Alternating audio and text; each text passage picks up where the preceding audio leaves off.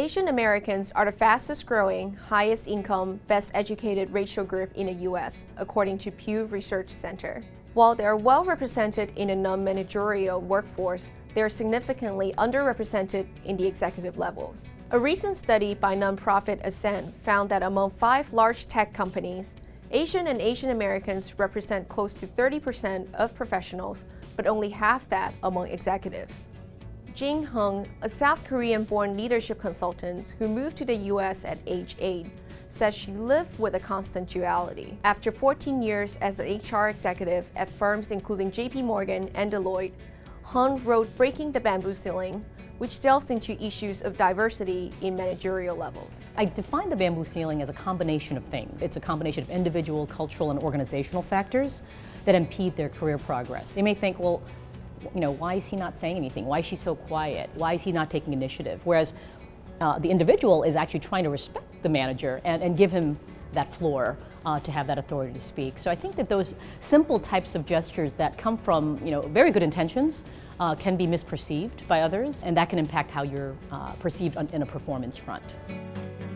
I think one of the lessons I personally learned was the importance of not just working hard, and so growing up Asian American, the whole Korean work ethic. But as I started working in corporate America and working in a global context, I realized it's not just about working hard, but knowing how to communicate what you're doing, having the right mentors and sponsors, and connecting with people in a way that people understand what you're doing and the value of what you're trying to achieve as well. The bamboo ceiling is evident in underrepresentation of Asian American women in corporate America. A study from Catalyst found that Asian female employees represent only 4.4% of manager and above levels among S&P 500 companies.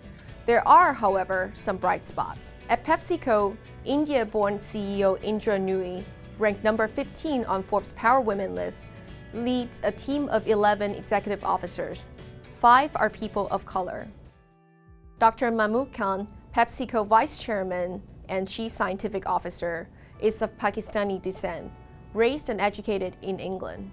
After earning a medical degree, he ventured to the US for grad school, eventually landing a faculty gig at Mayo Clinic and Mayo Medical School. A passion for nutrition and research led Dr. Khan to a leading Japanese pharmaceutical firm before joining PepsiCo. Look at PepsiCo. We operate in almost 200 countries in the world. If you're going to be successfully growing in these wonderful markets, you're going to do that because you understand the consumer. You understand and recognize that these are different cultures.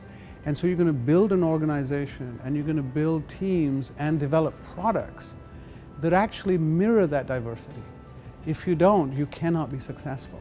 In India, one of our leading snacks, kurkure, is based on lentils, spices, grains, developed in India. Now, amazingly, that product has appeal in other markets where there are ethnically Indian origin people. You go to New York and Queens and you can buy that product because the local shopkeepers are actually bringing it. We're not exporting it out, but there's a pull for this. Jason Wang, CEO of popular food chain Xi'an Famous Food, was born in Xi'an and moved to the US at age of 8. The 27-year-old oversaw an expansion of his father's food stall in the basement of a food court in Flushing, New York after college in 2009. He has since grown it into a 10-store fast casual chain across New York.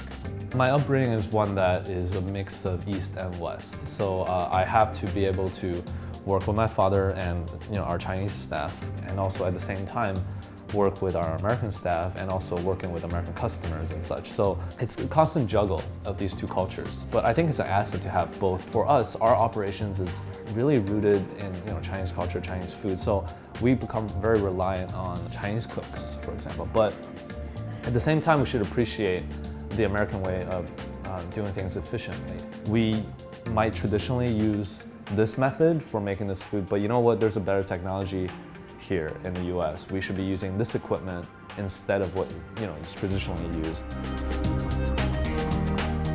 Fast food was pretty much born in America, and we want to sort of learn from that, apply those things to Chinese cooking, and that's what Xi'an Famous Foods is. Diversity in workplace in America not just matters to Asian Americans. Other minorities are facing similar challenges. In today's global economy, the conversation is more important than ever. If you want to lead diverse teams, global teams, multicultural teams, we can't let these issues just kind of slide. We need to have dialogues about them. We need cultural training. And we also need to empower the employees who are new to the workforce to understand what they need to be effective as well.